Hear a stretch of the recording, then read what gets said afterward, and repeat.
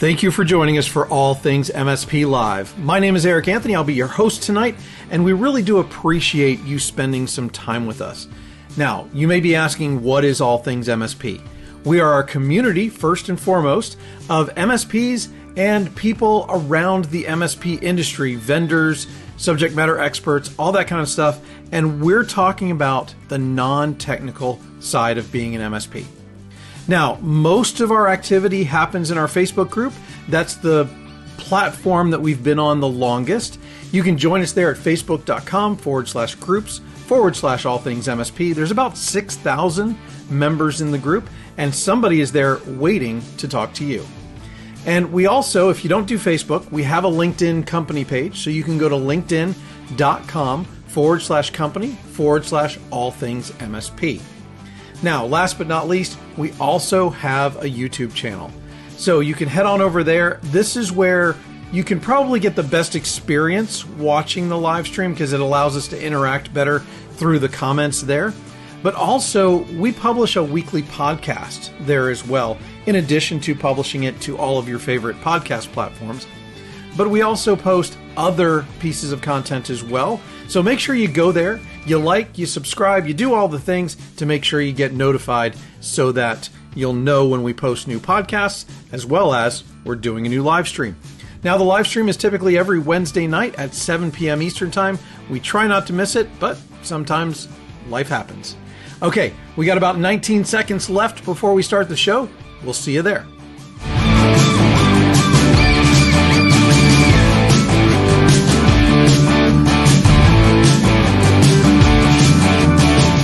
The views and opinions expressed on this broadcast are those of its participants and do not reflect the views and opinions of any employer, MSP, sponsor, advertiser, or vendor.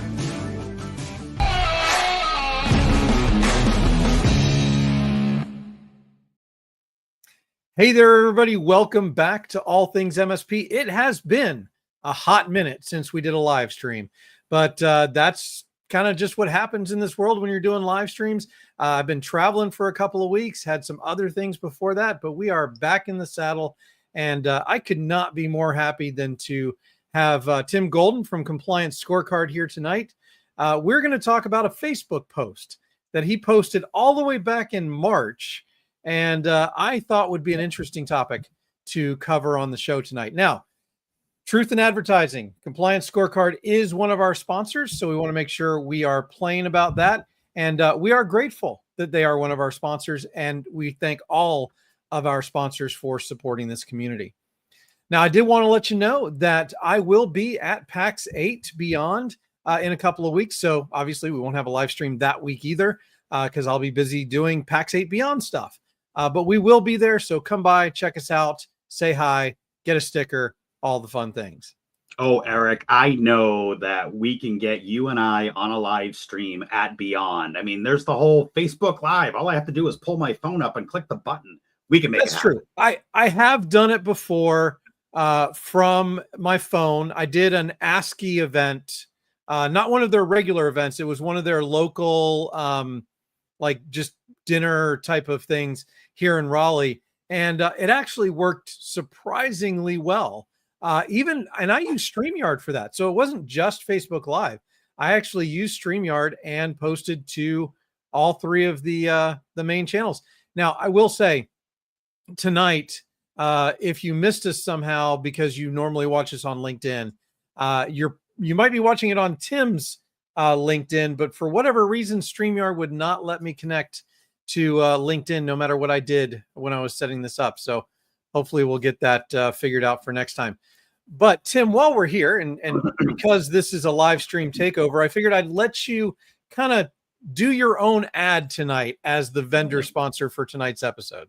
Well, thanks. So first, I always have to start off with Eric. Thank you so much for having us. You know, we're proud to sponsor All Things MSP. It's a great group you have running over there. You know, always good conversations to be had. But please, for the life of God, stop asking what RMM to use. Damn it, do some research. No, I'm kidding. So, yeah, you know, I suppose I should do the minute or so plug. Hi, I'm Tim Golden. founder and CEO of Compliance Scorecard, where we help you have the risk conversation with your customer. And if you happen to be at PAX 8 Beyond, something might just make an appearance while we're there. Not quite sure. It's a little tight on the shipping. It is supposed to arrive the day I fly out. But if they do arrive, please make sure you stop by the booth because you might be able to say hi to Checkers. Yes, that's right. We've purchased several thousand Checker plushies because, well, you can't have a compliance company without Checkers, the boxer. All right, enough of that. I should also say this topic tonight, the views and opinions expressed by this tonight is those of Tim and not necessarily those of Compliance Scorecard. While, yes, it is my post that we're talking about, I want to make sure and clear the air that I have been this quote, quote, bastard stepchild stuck in the middle in a 20-year position. Now, as a vendor, I really resonated with the MSP on how they are stuck. And we're going to get into all that here in a little bit. But Eric, thanks for taking the opportunity to come in, say hello, and kind of dive into a topic that I think I've spent the last 25 years actually feeling.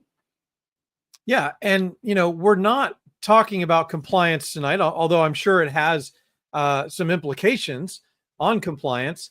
But yeah, I really liked this topic because you and I have both been on all sides of the fence, right? And so this is an interesting topic. It is a sometimes controversial topic, but I think it's one that will definitely have some interest in tonight. So why don't we just get into it? And so this is the post that Tim, you made on, I guess everywhere, but you posted it in the group as well. And I don't know, what you want to kind of tee it up? Yeah. So I guess I should also it was brought to my attention that using the word bastard stepchild was probably not the best choice of words. So I'll own that. But to be honest with you, I do feel like that sometimes. I look at my past, employment and other jobs and whatever, and stuck between these two entities. I'm accountable and responsible, but I don't get it's just been really challenging, either as an IT director or as a cog in the wheel at a whatever company.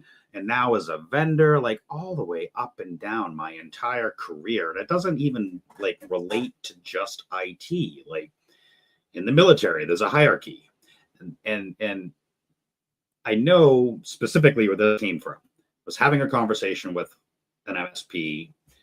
They were, addressing their frustrations with one of their clients who has a requirement. Their customer is asking them, you need to get SOC 2, you need to get ISO, you process, highly sensitive data. And the customer, so up and down the chain, it was just hearing the frustration from the MSP firsthand brought me right back to, I get it. And you know what? I might actually be part of the problem as a vendor. Maybe not. I mean, that's, ultimately how we want to pivot the conversation. But yeah, I just felt like that conversation with, an MSP, I won't say who or where. I think you know who you are, being stuck between the vendor, helping guide them, and the customer, I'll just have GPT do it all for me. What? Yeah. I think, one of the reasons I think this is an absolute truth, the fact that MSPs have kind of been stuck in the middle between clients and vendors for so long, is that we gradually went from being a nice to have when you and I started in this, right? Technology, computers were a nice to have in the business to being critical in the business, not just from a workflow standpoint and a productivity standpoint, but also as the critical vector for bad stuff happening these days. It's a critical factor for risk. And so I think because that has slowly evolved, we're not looked at with the criticalness of other roles in an organization. Yeah. And I'll liken it to having responsibility and accountability, but not having authority. What do you think about that? Yeah, I think that's the thing. I talk a lot about this, right? Being able to, like, as an MSP, I'll just pick on compliance because it's what is easy enough for my brain. Like, you can't check the boxes without the person that is accountable, that is responsible, but more so empowered to do the job that you gave them, and the leeway and freedom and guardrails to do that job successfully, right? I, for a lot of my IT career, reported to two different people. Not only did I report to two different people, but those people didn't talk to each other. and the one that I worked with closely all day, every day, couldn't spell the word database. And the other one, who was really my boss, I didn't chat with. I mean, knew enough about technology to be dangerous, but not enough like at our level. And so I was always in this middle, playing mom against dad, or like feeling like I had to play mom against dad. And mom and dad wouldn't talk. So hence the stepchild stuck in the middle, except I had two step parents, right? And let me back up even more 10,000 feet. I am a stepfather. Both of my daughters are my stepdaughters. They're my daughters, period. And fortunately for my relationship with Maureen and our wife and our kids, I haven't been the guy on the sideline, stepdadish. We've always worked really well together as a family unit. But I can relate. There were some times where it was like, not my problem. They're your kids. Not that I would say that. In fact, I would refrain from saying that as much as possible. But I could also sit back and be like, not my circus, not my monkey. Yeah. On the flip side, like, we're a family unit. We're here to work together. Like, how do we work together? Great. We can. Give me the authority to do that, or open those doors to allow me to do that. Yeah. Yeah. And you had a lot of good ideas, and I'm going to go ahead and bring up, because I split the text from your post into two different slides so that we could talk about it a little bit more in detail. And, you talk about these WTF moments, where clients are saying things like, I thought you were already doing that. And I think that is one, I think almost every MSP who listens to this can relate to that one. Because so often we say that we are your outsourced IT department, right? We're a managed service provider. And at their kind of core, those definitions don't really have limits. And unless you put them in your agreement, that's the way they're going to think. Exactly. And I think, as I dig back into my memory from March about that particular conversation that struck the nerve for me was, the MSP's customer, like, not willing or wanting or assuming that they were already doing it. And when the conversation came down to brass tacks of, no, we're not doing that. And in order to do that, here's what needs to happen. And by the way, that costs money. Right. And it's really like, I see this over and over and over again. And our good friend Eric Tildes talks, and Brad Gross and all the other legal teams that are in the MSP space, not just, I don't want to just single out Eric and Brad, but we talk about this a lot. It starts with your MSA. And then it starts with, from there, the service catalog and the scope of work. And a lot of MSPs, I see this everywhere. Hey, can I have a copy of your MSA? Can I just AI Google that and make my own? And it's such a huge problem, right? Because without clear guidelines and boundaries, then things like, oh, I thought you were doing that, are true, because there's nothing saying you're not doing that. Right.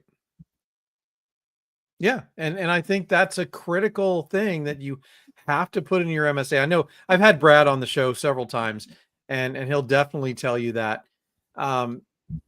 because the scope creep for an MSP can be just huge. And Matthew Pincus is here and in the audience, and he's like, "What do We you had a mean? live stream earlier with him today too. Yeah, what do you mean you can't help set up my nephew's iPod?" Because it's not, or iPad. I'm dating myself by saying iPod, right? I don't know. I have iPod on the brain. I saw one of those iPod modding videos, and I think that's what's happening back there. But yeah, you can't include everything in your scope, and scope creep is a real thing in this space. So you got to make sure you have that under control. And yes, it's one thing to have it in your agreement, but it's another thing to actually communicate it well to the client. And I think that's one of those things that as you're going over your MSA during your onboarding, that's something you really need to talk with your clients about. Now, here's one that I think we're going to be able to talk about a bit, and especially when it comes to compliance, is why do we have to pay extra for security? I think this is one that, I hear all the time. I mean, security is just included, right? Like, that's just the thing. I click on Microsoft and we're good, right? Yeah. So here's the thing. MSPs are really good at IT operations. RMM, PSA, the ability to patch and update and build. Like, we were literally just talking about this in the green room. Build a computer, roll it out, give it to the person. Like, the operations component of managing an MSP, of managing a customer. But once we start to get into the security conversation, I always throw this out there. Hey, Eric, can you define cybersecurity? Well, so number one, nobody can really define what security is or cybersecurity means. We have a lot of good recommendations from our friends at NIST, the National Institute, or CIS, or whatever. Some really good recommendations, some standards, some things, some roadmaps.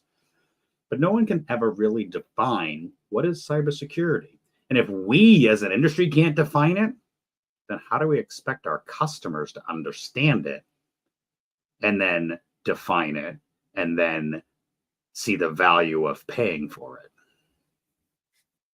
Yeah, like Lyle just said, it's like the cloud. Yeah, they fly over my house all day long. I have no idea what they are, but yeah. So why do we have to pay extra? I heard as an MSP with the caveat.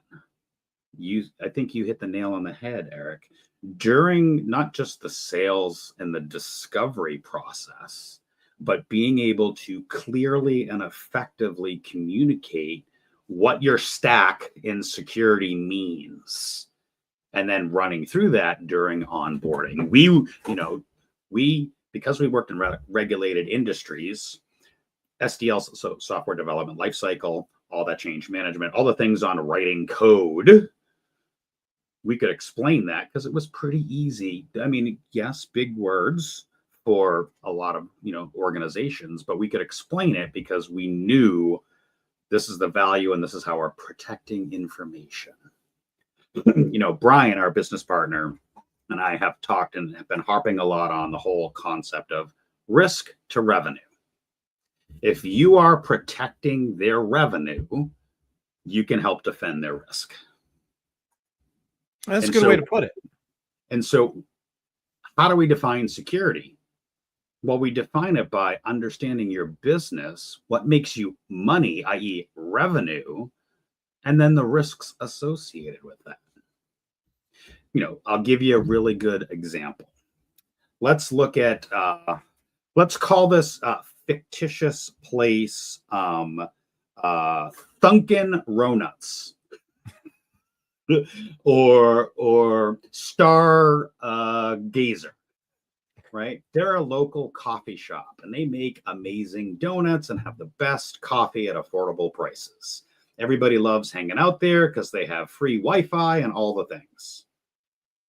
Well, that's awesome, except there's probably a key ingredient in that entire business that if they didn't have, would destroy them. You know, milk and cream, right? So having the conversation of, hey, listen, I know you went and bought that Wi-Fi thermometer. That's great because you know you need to monitor your cooler temperatures because you don't want your milk going sour and messing up your donuts or your coffee. Totally understandable. But you plugged it into the main corporate network, you left the default password on, and you have open Wi-Fi in your space. Now back up. What happened to MGM and the fish tank thermometer? Just saying. Yeah. Right. If we didn't have that conversation with, Star Donuts or whatever the hell it's called on their plugged in thermostat and making sure it didn't have a default password, isolated, talk about the security. Hey, listen, somebody can hack that thing from your own damn network and take over the rest of your own damn network because you didn't understand the safeguards we wanted to put in place because we didn't do a great job explaining it to you. So yes, now you have to pay extra for cybersecurity. Yeah. And, I think that of the MSPs that I speak with, the ones who have the best luck with security are the ones who just bundle it in. Like they don't even tell them that they are adding extra security. It's just bundled in.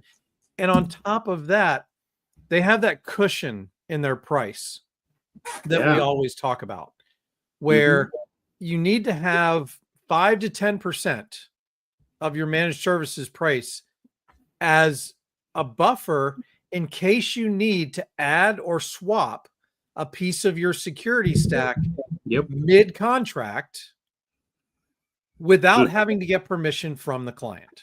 All right. Can I share another little anecdotal MSP thing that worked, but all right. So back in the day, vulnerability management started to take off, right? Mm-hmm. There were probably 4 or 5 platforms in the MSP space. We did a lot of the enterprise ones, but then we kind of came down as newer ones popped up. I will plug our friends at Connect Secure, for example. Now, Connect Secure, I'm not going to share all of their pricing, but let's just, for the sake of argument, say it's a penny an endpoint.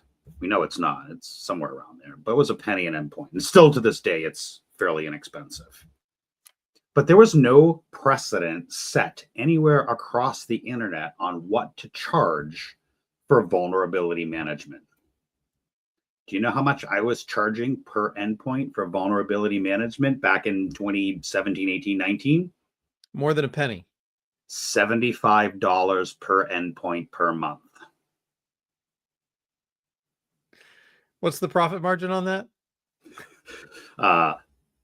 $73.99. Well, and here's the thing. I didn't know there was no precedent. There was no whatever. And so I negotiated with the CEO there. And I'm like, dude, you need to have this. I explained the value. They understood the need. And I'm like, I don't know how to charge for this, but I think it's going to take me this amount of time per device per month. And then that time equated to $75 an hour.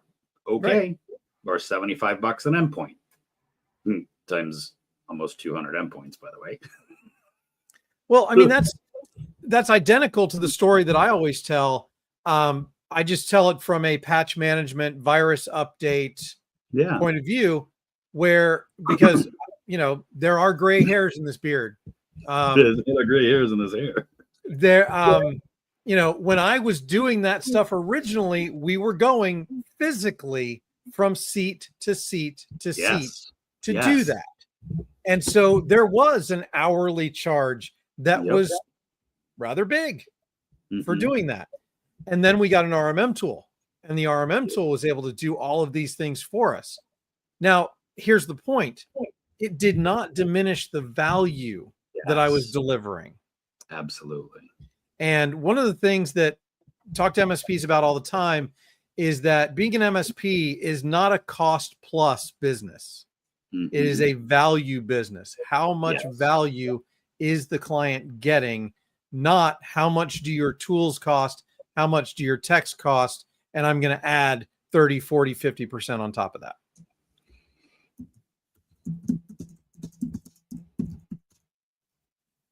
So hold on. I'm responding to those over on LinkedIn in the comments. Some good comments popping up. I don't know if in StreamYard you have the ability to pop that up. You know, Matthew had some good stuff about the MSA and the explanation component. So I do, for the ones that have come in from your because obviously I couldn't stream to StreamYard tonight. So yes, here's Matthew's comment that he made a few minutes ago. For a second, and this mirrors what we were talking about, right? It says MSAs are great, but communication is key. You should only fall back on reading the agreement when you absolutely need to. Deliverables need to be as clear and intuitive as possible. And I've had this conversation with Brad, by the way. The time that they're actually going to read the MSA is when there's a problem, and you don't want to get to that point. You want to have communicated clearly, in addition to the MSA, how you operate, what this relationship is going to look like moving forward, before you get to the point where there's a problem and their lawyer is reading your managed services agreement. Exactly. And I love that the deliverables need to be as clear, intuitive. Okay, the word is the word. I think they need to be as clear as possible, right? Yeah.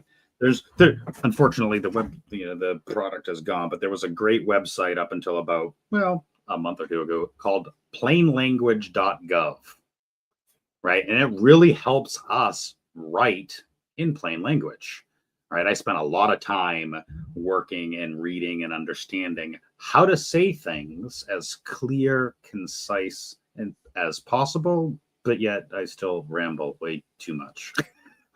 But that's the thing, like, there's a level of understanding from a technician to an owner.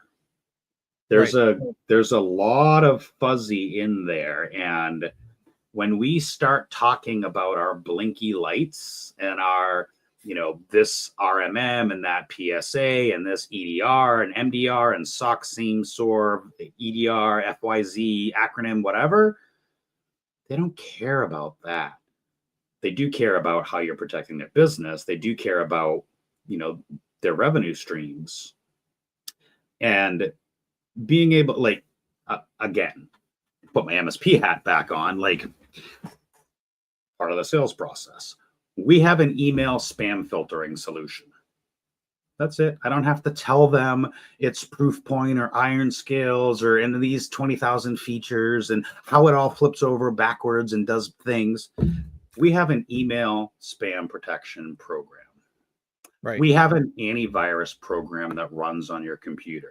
Yeah, notice the word I said antivirus and not EDR, MDR, XDR, SOC, SIM, SOAR, SIM, blah, blah. I said antivirus because they know that word. Right. During that sales cycle, during that process, speaking their language and using small words, not because they're dumb, because those people are not dumb people. They've started businesses, but because they don't know our language. Yeah. And quite frankly, they don't care. Are you protecting my email and my laptop and my phone? That's it. Right. Are you reducing my risk? Exactly.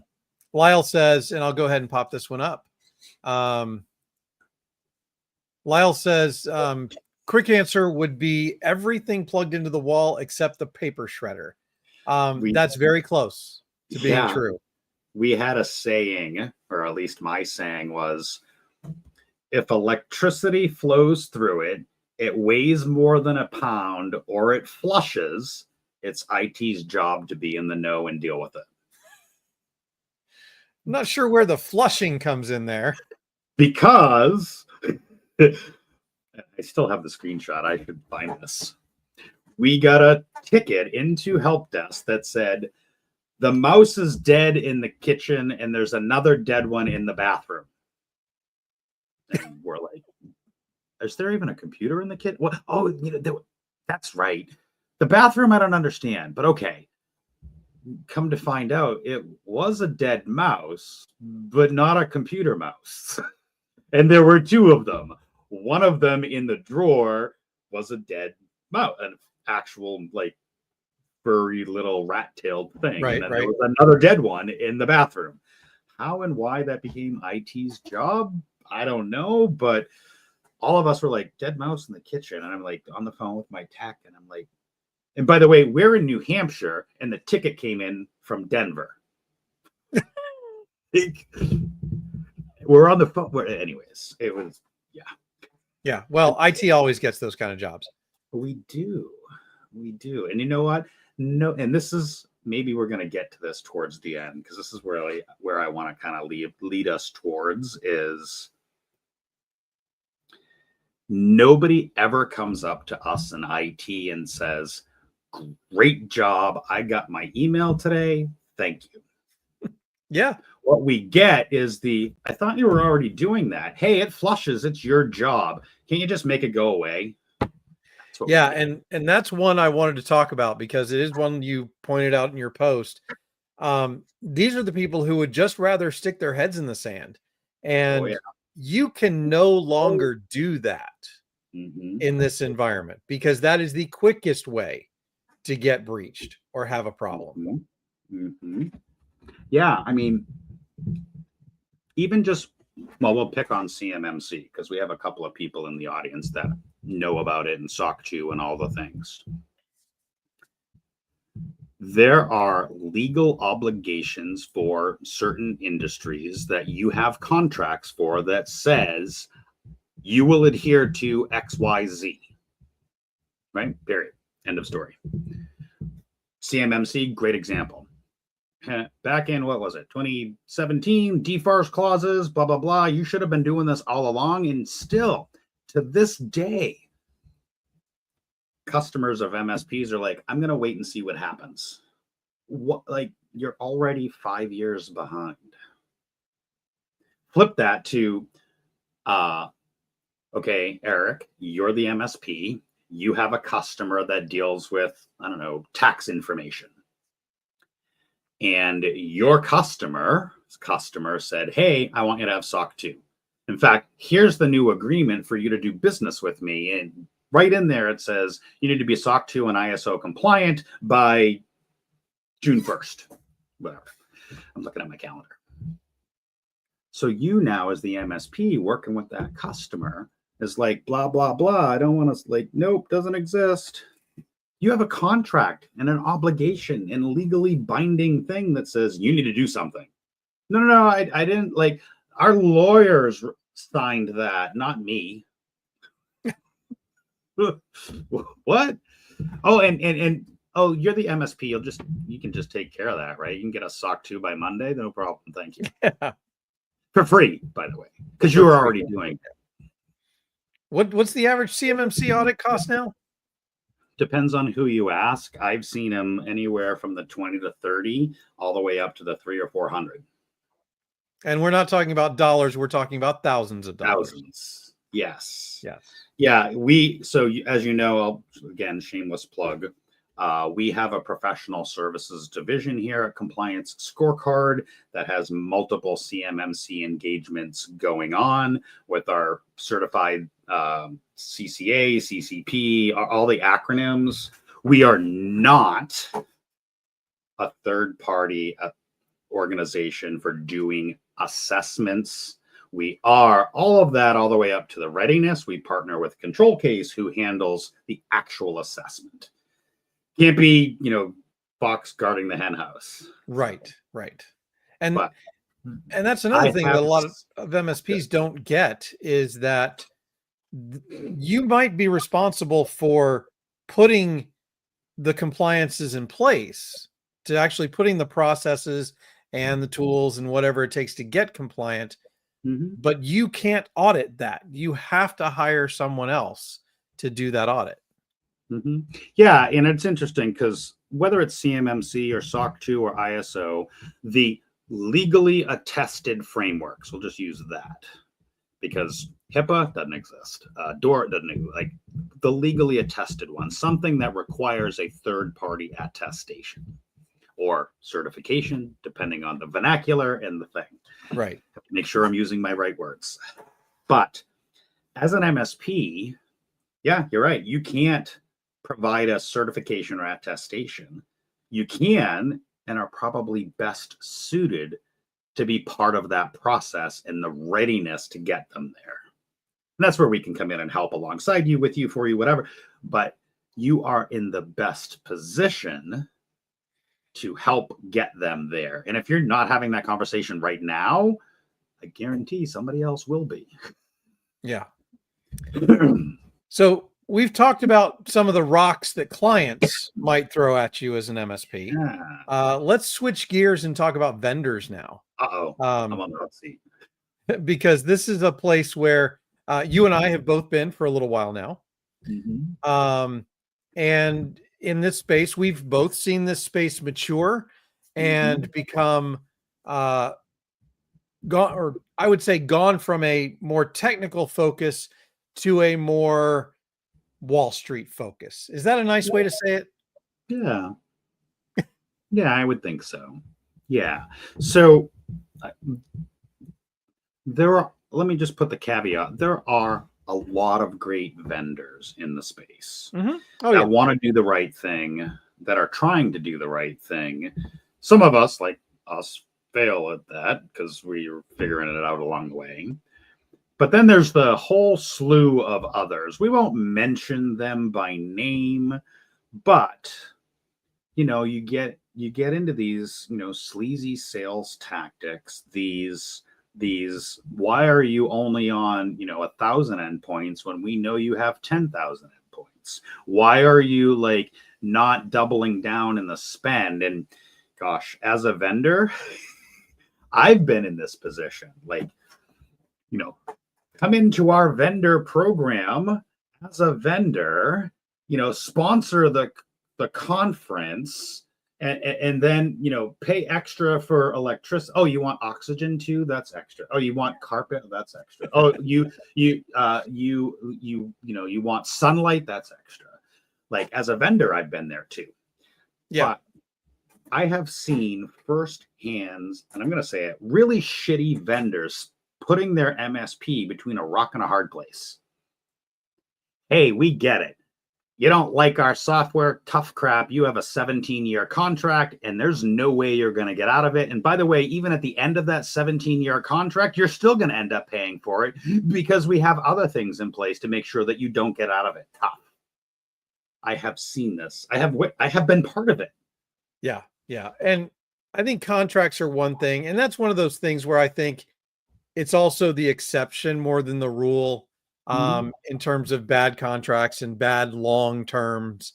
And, one of the examples you put in here is, why haven't you sold more licenses? Right. And that doesn't necessarily come from a bad place.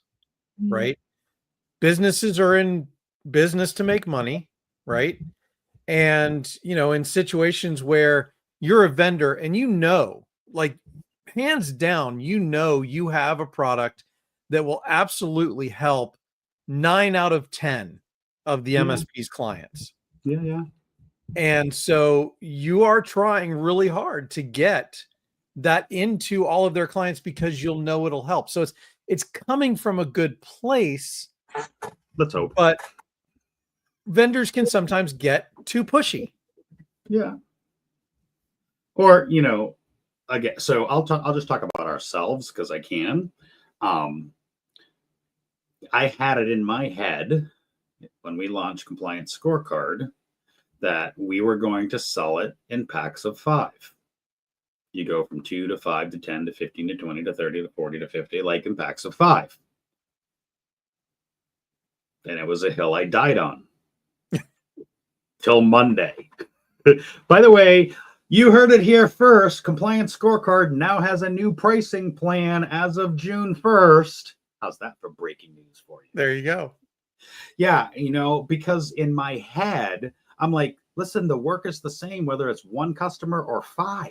In fact, the more you add, the more efficient it gets, the more money you can make. I was trying to impose my views as a vendor on the MSP because I knew it would work and it could work. And you could make money hand over fist and save time and all the things. Except nobody upgraded. I'm saying that facetiously. People upgraded, don't get me wrong. Right. But I tried to force down onto our end user base. You're going from 2 to 10, or you're going from 2 to 500, or from 500 to 1,000, whatever numbers they were, right? And it wasn't moving the needle. And we were having conversations. We were sales enablement, doing the things to help the MSP go from 1 to 2 to 2 to 3 to 3 to 7 to 7 to 8 to 8 to 15. And let me tell you, the lesson that I learned, and I kind of knew this because I did it too, was they're not going to pay for seats they're not using, number one. Right. Number 2, just because I know it's right doesn't mean it's always right. So I had to eat a little crow with not only my team, but all of our MSP partners and be like, okay, you're right. Let's fix it. So we did. Yay. New pricing plan. You want to buy 1 seat after your initial? Buy 1 seat, whatever. But why are you not selling more licenses? Well, because sometimes vendor knuckleheads like myself force you into a program that you can't maintain. Right? Yeah. We force you to go from 2 to 50 or from 50 to 10,000. I don't know. It depends on the product, depends on the thing, but you get the idea. And I learned that's probably not the way this should be working, Tim, which is why. Well, and my theory on that is that the MSP business, because a lot of times you're dealing with smaller MSPs who are dealing with smaller clients. Yeah. This industry behaves much more like a B2C industry than a B2B industry. And what makes it even weirder is that changes as you move up market to more mature, larger MSPs that expect to be treated like a business rather than a consumer. Right. So it's just another one of those timey-wimey, weebly-wobbly, kind of things that we deal with in this industry. You made a couple of other points about, vendors saying you're not a gold partner yet. Yeah. I think that's kind of a carryover from the VAR days, right? Yeah. That was one of my first big jobs in the IT world back in the early, late 90s, 2000s, was building out a GEM program for a distribution company, and gold, silver, diamond, it just came from there. But I think the next bullet is really, it's happened to me as an MSP. Like, oh my God, we're launching this really cool new thing that got no further development, kind of died on the vine, and we're sold a bill of goods. And it's happened. Yeah. It hasn't happened at Compliance Scorecard, thank God. We may have pivoted and tweaked shit along the way to make it better, but we hadn't certainly killed things off. Maybe there should be some things I should kill off, but. Well, and I think that a partner program in and of itself is not bad. Yeah. It is the not living up to the expectations, like you just pointed out, and making large pivots or changes to it quarter to quarter. And I think it's all about how the program is run and how it's communicated and how it's maintained, because maintenance means making little changes, right? Making improvements to it as you move along. But it's all about making sure that there is some consistency and that you're living up to the expectations as a vendor. as a vendor and as a scrappy agile company, I mean, we are pushing stuff every 5 to 7 days or more. New things, new add-ons, enhancements, deeper components, well tested, well thought out, whatever.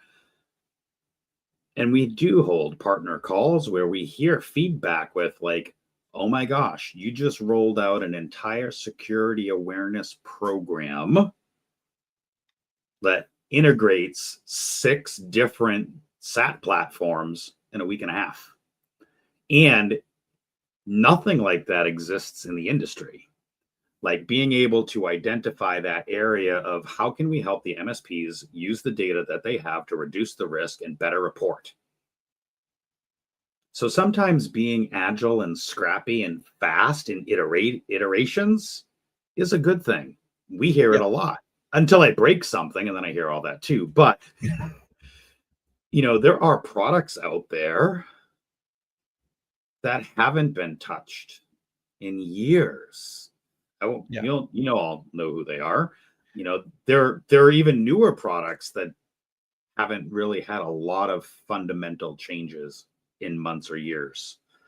And I think that's one of the praises I get a lot of is you guys are iterating fast. You're adding new things quickly, efficiently, without breaking shit along the way. And those things are of value. And by the way, we don't ever charge more for them, with the caveat, there's other things, but I've been on calls where MSPs are like, if we were to ask for an integration, like, are you going to charge us for that? Well, it depends on the integration, but no, I'm not going to charge you for that. Like, oh my gosh, of course we would integrate with backup XYZ and backup ABC and backup FYG, because those are all great. Like, no, we're not going to charge you for that. And by the way, we're going to put it on the roadmap and get it out as quickly as we can. Right. There are far too many stale products in our industry. And if you are not leveraging the latest, greatest technologies that exist for us, whether it's AI, large language, generative, MCP, I'll insert all the AI acronyms, whether it's an AI first approach and whether it's a latest, greatest programming approach or latest, greatest SaaS approach, if you're not baking that and iterating and growing with the times, somebody like Compliance Scorecard is going to suppress you. Yeah. And one of the places where I've seen this personally is in acquisitions, right? Yeah. Because you'll have one of the bigger companies that, let's face it, one of their best and easiest ways to grow is by acquiring other businesses.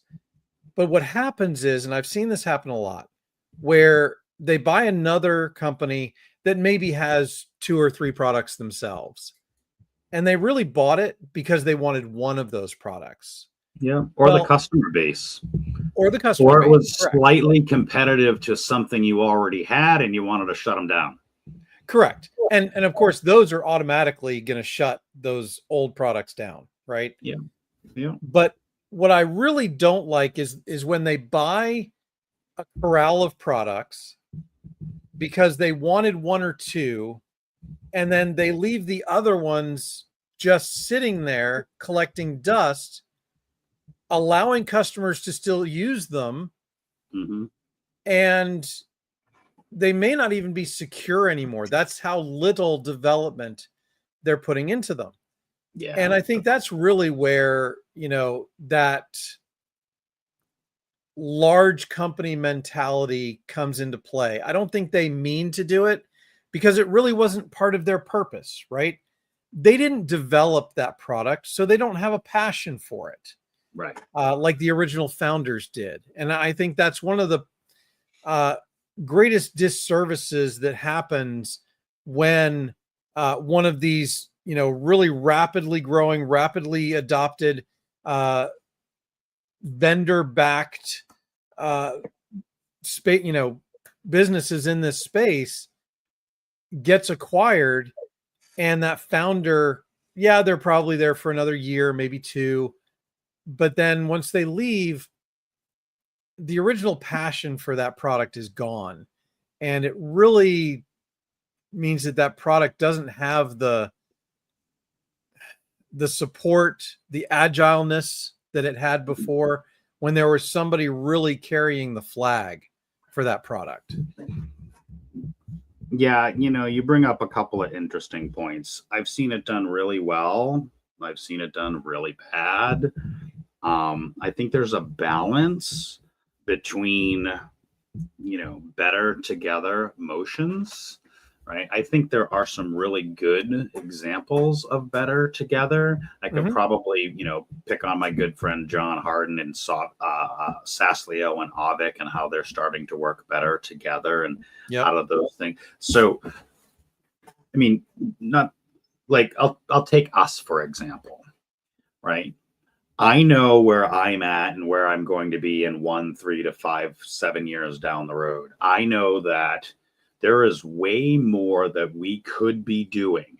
Everybody asks, so do you install an agent on the machine and you just comply everything? Actually, no. In fact, I never wanted to write an agent. That's a whole nother conversation. Agent bloat, too much overhead. Like I just never wanted to do that. I wanted to let's tie into your existing agents. Let's tie into your existing data. Let's take all that disjointed crap and pull it together in a centralized system, right? So when I built Compliance Scorecard, I always knew that we were going to be part of something bigger. And you know what? All those other things, when you think of the compliance or the security or the technology stack, I don't want to build all that crap. I want to figure it all out here with us and our people and our partners and our team and build the best thing we can that then becomes part of something bigger. I'm not building an agent. I don't want to build an agent. I don't want to build a vulnerability scanner. I don't want to build a SaaS, scanning tool or an M365 hardening tool. I don't want to build any of that crap. I know my domain. I know my wheelhouse. But I'm not blind that there's a bigger picture. And so when we built this, it's all part of the bigger picture. Cybersecurity is broken. I'm only looking at one little sliver at it. And, for the next 5, 3, 7, 8, well, according to my wife, 25 more years, whether, we become part of a bigger thing or, stay on our own or buying more, this is why we acquired Privacy MSP. I announced that here. You knew that because we knew helping MSPs on the professional service in the compliance space was peanut butter and jelly. Right. So we acquired Privacy MSP and made us better, made our MSPs better, now Brian and Privacy MSP are part of a bigger piece. And those can just keep growing, whether we keep buying people or however those things work out. I mean, can't predict the future, but I always knew I am one little sliver. What we do here at Compliance Scorecard is one sliver of a bigger pie. If you look at all the others that are out there, you're right. As a vendor, you have 3 options: build, buy, or integrate. That's it. You're either building it yourself, you're buying the company, or you're integrating. We took the integration approach. Now, when you and I were in the green room before we started this, we're like, oh, we're just talking about one Facebook post tonight. We're probably going to do this in 30 minutes. And now we find ourselves 54 minutes into this show, and we haven't even gotten to the second slide of content. So I do want to shift gears real quick, because we've talked a lot about the negative stuff that MSPs deal with. And I want to talk about the positive things that really should be coming from this. And actually, I'll let you go through your thumbtacks here and kind of give the audience a little preview of what we're going to talk about next. Yeah, I alluded to this earlier, right? Listen, you are that first responder. You are the one that steps into the kitchen and drags the dead mouse, the furry thing, out of the drawer and dispose of it properly. And you know what? Nobody ever comes and thanks you. Well, this is me thanking you. This is us thanking you. You are not that bastard stepchild stuck in the middle. As I said, you are the damn backbone of the technology function within that company. So yeah, kind of start acting like it. But obviously you are undervalued, misunderstood, and always underpaid and underappreciated. This is me saying thank you to every IT professional, whether you're a level one help desk or you're the CEO of some billion-dollar company. All of us have had to sledge through the mud to come along this journey, and you've done well. Don't let them get you down. Well, and I really like the last set of bullet points that you put into this. Because I think most MSPs are undervalued. And I think they are misunderstood. And I totally agree that most of the time they are underpaid. Yeah. And I think that from what we've talked about tonight, I think MSPs need to understand that they have more leverage than they think they have. They do. They are more important to these businesses than they have ever been before. But if you're not communicating that value, that's where you get yourself in trouble. And that's the bottom line of the points that you're making here, is making sure you're showing the clients the business value behind what you do. We've talked about that for years, right? Draw the line on what's included and what's not, because otherwise they're going to devalue you.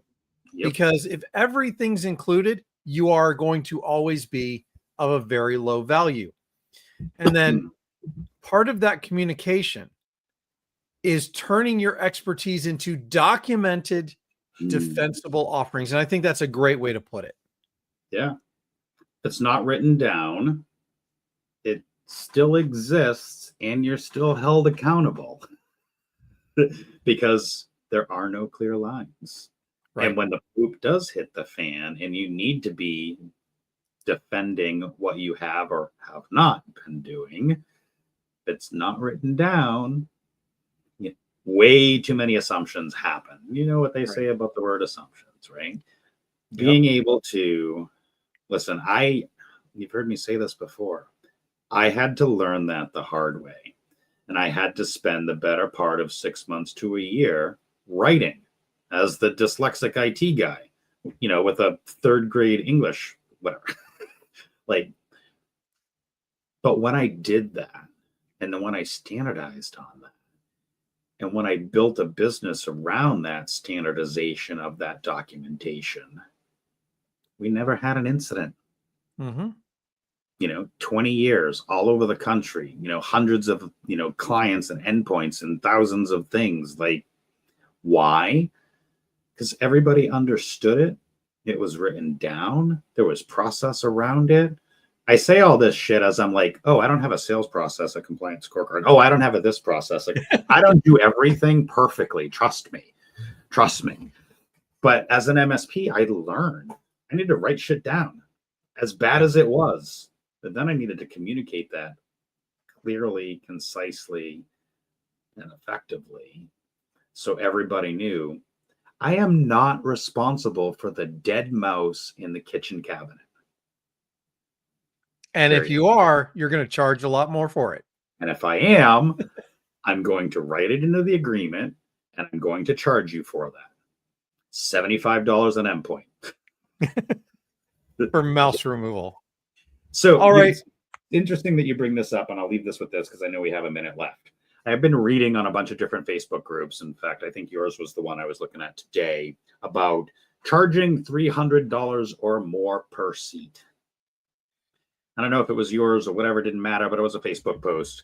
And here's the thing. You can charge more money, because once you explain the value and how invaluable you are to that organization and the agreements that you have in place, you can write your own ticket. Trust me, I was charging $75 per endpoint for vulnerability scanning back in 2019-ish. Why? Because they understood the value. Right. So don't devalue yourself Don't feel like you're stuck in the middle. And thank you for all the work that you do day in and day out, week after week after week. Because, hey, I got my email today. Well, thank you very much, Tim, for that. Thank you for your post originally. For those of you who joined us late, you can always go back and watch the rest of this on YouTube. I do want to say before we log off that don't miss Marvin B's live stream tonight. It is starting right now. So you want to jump right over there and do that. But thank you very much for joining us tonight, and we will see you in the next one. Thank you.